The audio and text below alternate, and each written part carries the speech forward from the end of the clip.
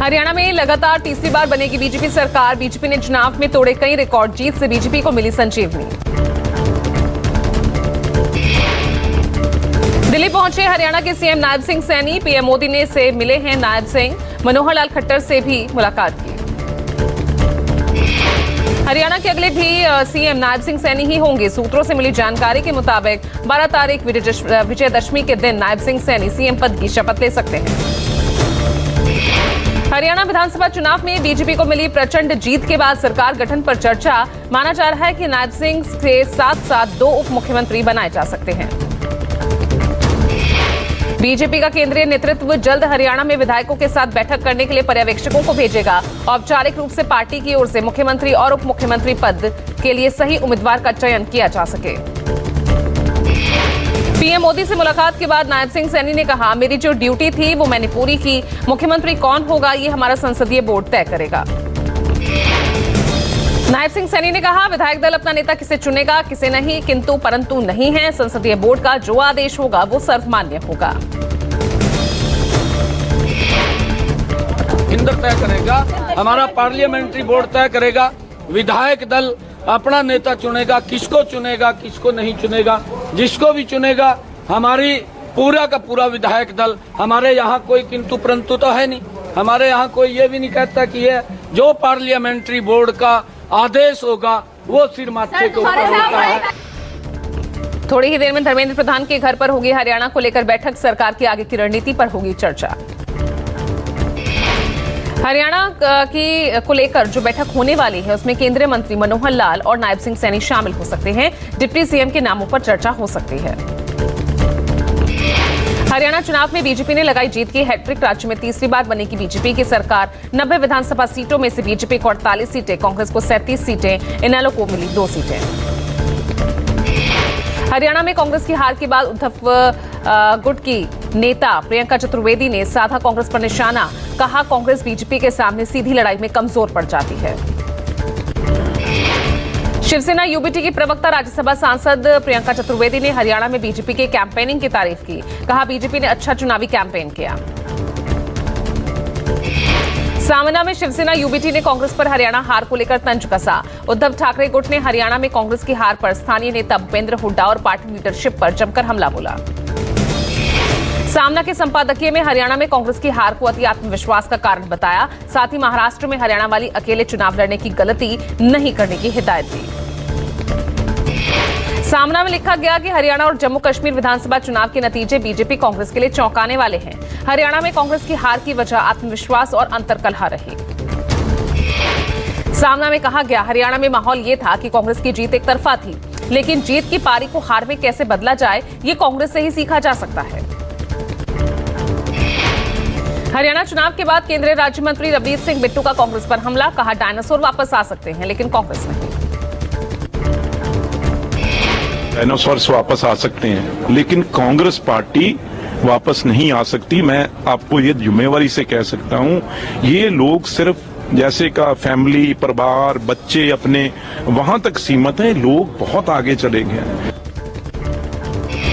अंबाला में बीजेपी नेता अनिल विज ने कहा, अगर कांग्रेस चुनाव नतीजों को स्वीकार नहीं करती तो चुल्लू भर पानी में डूब मरे। जहां नतीजे खिलाफ हो वहां ईवीएम खराब है और जहां नतीजे पक्ष में हो वहां ईवीएम ठीक है। चुल्लू भर पानी में डूब मरे। चुनाव हुए, यहाँ तुम्हारे अगेंस्ट हो वहाँ ईवीएम खराब है, जहाँ तुम्हारे हक में हो वहाँ ईवीएम ठीक है। तुम्हारा तो करैक्टर हो गया। ये छोटे छोटे बच्चे, स्कूल के बच्चे भी जानते हैं कांग्रेस के करैक्टर को। अनिल विज ने कहा, आम आदमी पार्टी अपना नाम जमानत जब्त पार्टी रखे। वहीं दुष्यंत चौटाला पर तंज कसते हुए बोले, विज ये अपनी अपनी करनी और भरनी है।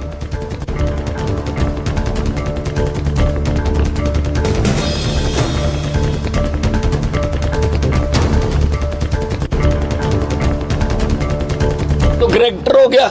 ये छोटे छोटे बच्चे, स्कूल के बच्चे भी जानते हैं कांग्रेस के करैक्टर को। मैं उसके लिए लाडवा के लोगों का दिल से धन्यवाद करता हूं।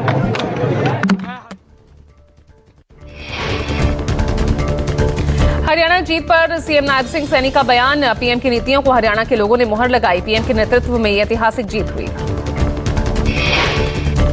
हरियाणा चुनाव नतीजों पर कांग्रेस ने ईवीएम पर उठाए सवाल। मीडिया को संबोधित करते हुए पवन खेड़ा, जयराम रमेश ने नतीजों को बताया अप्रत्याशित और आश्चर्यजनक।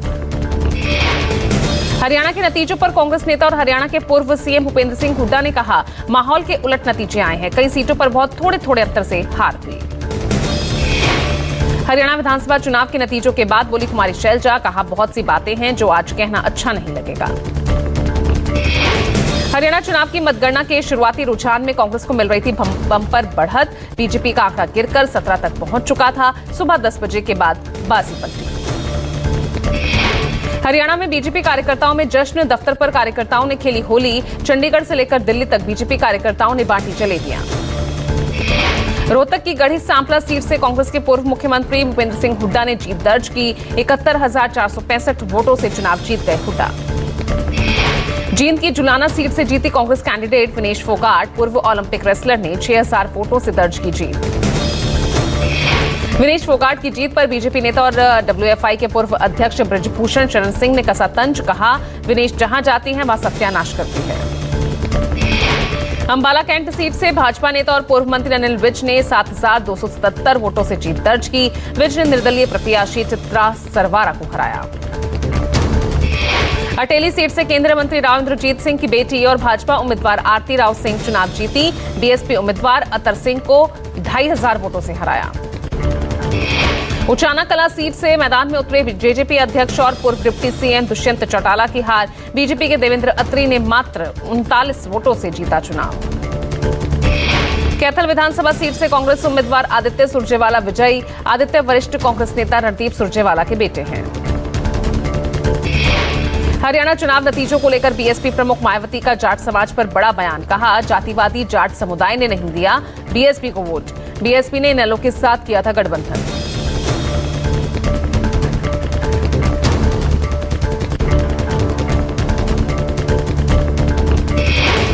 हरियाणा चुनाव नतीजों को लेकर मनीष सिसोदिया ने कांग्रेस पर निकली भड़ास। कहा, कांग्रेस की गलत रणनीति ने बीजेपी की सुनिश्चित की है जीत। हरियाणा में बीजेपी की हैट्रिक जीत से किसान नेता राकेश टिकैत हैरान। कहा, सियासत का मकड़जाल उनकी समझ से परे। जनता में बीजेपी के प्रति जबरदस्त नाराजगी के बावजूद नतीजे हैरान करने वाले। जम्मू कश्मीर विधानसभा चुनाव में नेशनल कॉन्फ्रेंस कांग्रेस गठबंधन की जीत। 90 विधानसभा सीटों में से एनसी ने 42, बीजेपी को मिली 29 और कांग्रेस को मिली मात्र 6 सीट। पीपल्स डेमोक्रेटिक पार्टी मात्र 3 सीट से जीत ही दर्ज कर सकी। आम आदमी पार्टी भी 1 सीट जीतने में कामयाब रही। जम्मू कश्मीर के नए मुख्यमंत्री होंगे उमर अब्दुल्ला। नेशनल कॉन्फ्रेंस अध्यक्ष और पूर्व सीएम फारूक अब्दुल्ला ने उमर के नाम का ऐलान किया। जम्मू कश्मीर के नतीजों पर महबूबा मुफ्ती का बयान। महबूबा मुफ्ती ने कहा, स्थिर सरकार के लिए जनता ने वोट किया। एनसी कांग्रेस को किसी की जरूरत नहीं पड़ेगी। जम्मू कश्मीर की जनता ने कांग्रेस और नेशनल कॉन्फ्रेंस के गठबंधन को स्पष्ट बहुमत दिया है। यहां सरकार बनने के बाद हमारी पूरी प्राथमिकता होगी कि यूटी को राज्य का दर्जा दिया जाए। जम्मू कश्मीर विधानसभा चुनाव में जीत के बाद बोले उमर अब्दुल्ला, जनता की उम्मीदों पर खरा उतरने की चुनौती, केंद्र से बेहतर संबंध बनाना भी हमारी प्राथमिकता। जम्मू कश्मीर बीजेपी अध्यक्ष रविंद्र रैना नौशेरा सीट से चुनाव हार गए। करारी चुनावी शिकस्त के बाद रैना ने प्रदेश अध्यक्ष पद से इस्तीफा दिया। कल डोडा जाएंगे आपके राष्ट्रीय संयोजक अरविंद केजरीवाल। डोडा में धन्यवाद रैली को करेंगे संबोधित। जम्मू कश्मीर विधानसभा चुनाव में 1 सीट पर जीत हासिल कर आम आदमी पार्टी ने अपना खाता खोला है। डोडा में आपके महराज मलिक ने बीजेपी उम्मीदवार को हराया। बीएसपी सुप्रीमो मायावती ने साधा कांग्रेस बीजेपी समाजवादी पार्टी पर निशाना। कहा, गांधीवादी कांग्रेस, आरएसएसवादी भाजपा और सपा उनकी हितैषी नहीं। मायावती ने कहा, आत्मसम्मान और स्वाभिमान मूवमेंट की राह में बाधा है। सिर्फ अंबेडकरवादी बीएसपी ही लोगों की सही मंजिल है। मायावती ने कहा, बीएसपी मांगने वालों से देने वाले शासक वर्ग बनाने हेतु संघर्षरत कांग्रेस और बीजेपी की सरकारें ना तो सही से संविधानवादी रही और ना ही उस नाते सच्ची देशभक्त। पीएम नरेंद्र मोदी आज महाराष्ट्र को कई करोड़ की परियोजनाओं की सौगात देंगे। वीडियो कॉन्फ्रेंसिंग के जरिए देंगे सौगात। महाराष्ट्र में 7600 करोड़ रुपए से ज्यादा की विभिन्न विकास परियोजनाओं की रखेंगे आधारशिला, जिसमें नागपुर में डॉक्टर बाबा साहेब अंबेडकर अंतर्राष्ट्रीय हवाई अड्डे के साथ शिरडी एयरपोर्ट पर नए टर्मिनल भवन की आधारशिला रखेंगे। कृषि पॉलिसी को लेकर आज पंजाब सरकार और किसानों के बीच एक अहम मीटिंग पंजाब भवन में कृषि मंत्री गुरमीत सिंह खुड्डिया की अगुवाई में होगी।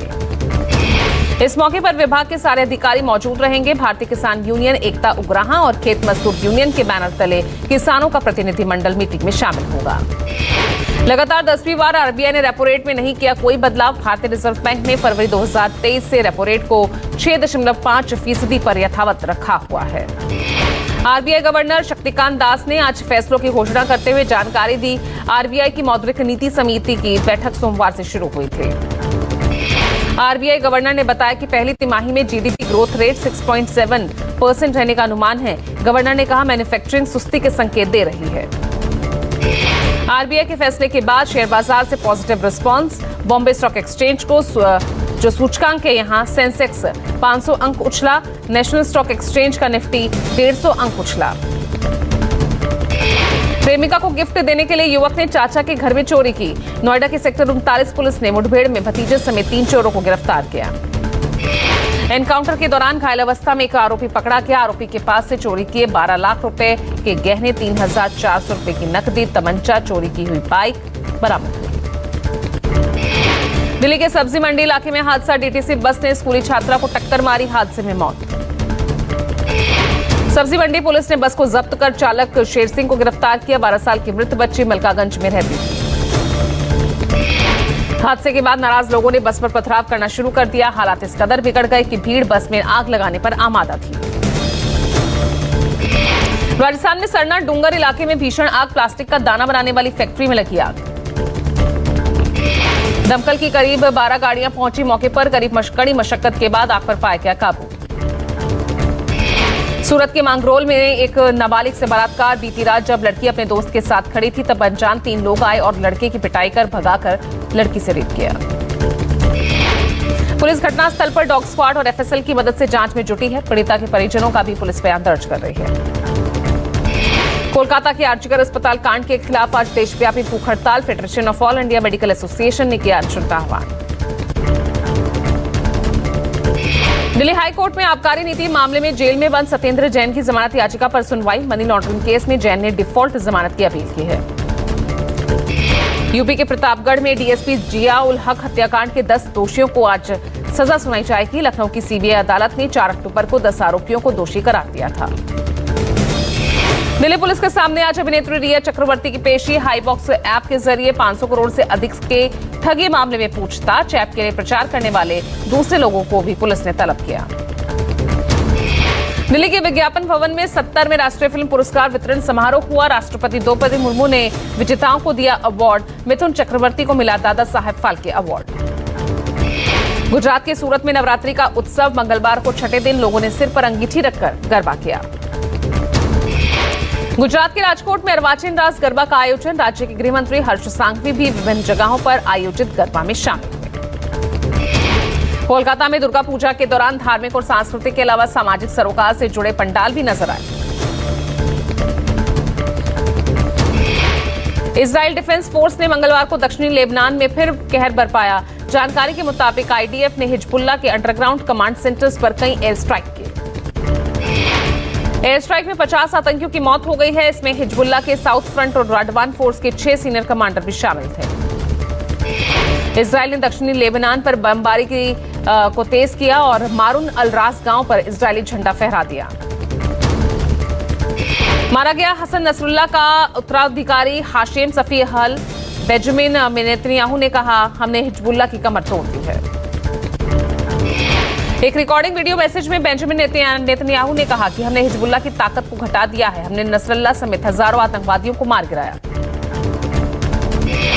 भारत और बांग्लादेश के बीच आज दिल्ली में दूसरा T20 match. Arun Jaitley stadium में जीत के इरादे से उतरेगी टीम इंडिया। भारत के खिलाफ दूसरे T20 से पहले बांग्लादेश को झटका। अनुभवी बल्लेबाज महमूदुल्लाह ने किया T20 से संन्यास का ऐलान। अंतर्राष्ट्रीय क्रिकेट की दुनिया में एक और T20 league Dastak. International masters league की ग्रैंड ओपनिंग। एक्शन में नजर आएंगे क्रिकेट के भगवान सचिन तेंदुलकर समेत कई पूर्व दिग्गज।